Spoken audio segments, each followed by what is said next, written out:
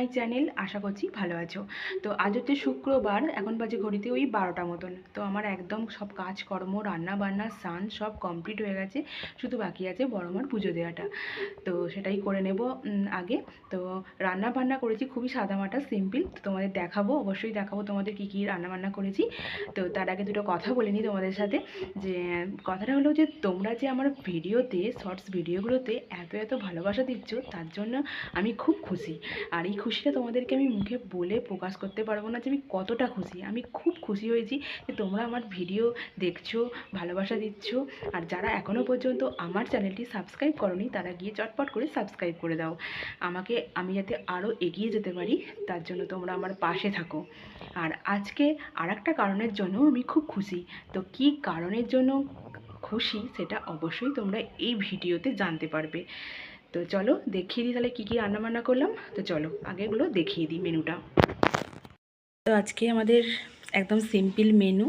এই যে এখানটা আছে 1 গামলা ভাত, এখানটা আছে একদম সম্পূর্ণভাবে নিরামিষভাবে মাছের ঝোল, সব রকম সবজি দিয়ে একদম পাতলা করে মাছের ঝোল হয়েছে। আর এদিকটাতে আছে লাউ শাক আলু পোস্ত। আর এখানটা একটু ডাল সেদ্ধ করা আছে সোনুর জন্য, সোনু খাবে। আর এখানটা সোনুর জন্য মাছ ভাজা, একটু মাছের তেল। তো এই ছিল আমাদের আজকে সিম্পল রান্নাবান্না, সিম্পল রান্নাবান্নার মেনু। হেয়ার কাট করতে। বাবা কোথায় গেছিলে? চুল কাটতে। কার সাথে গেছিলে? কাকাইয়ের সঙ্গে হেয়ার কাট করতে গেছিলো। তো হেয়ার কাটটা কীরকম হয়েছে আপনারা প্লিজ কমেন্ট করে কিন্তু জানাবেন।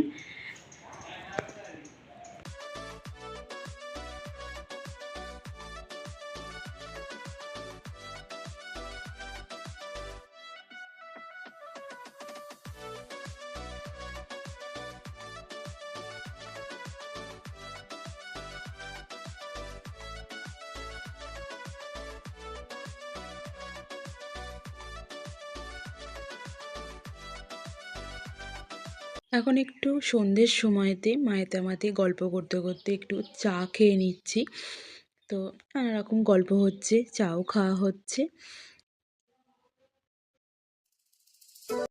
তো আমাদের সন্ধে টন্ধে একদম দেওয়া হয়ে গেছে, চা খাওয়াও কমপ্লিট হয়ে গেছে। সন্ধ্যাবেলা একটু চা না খেলে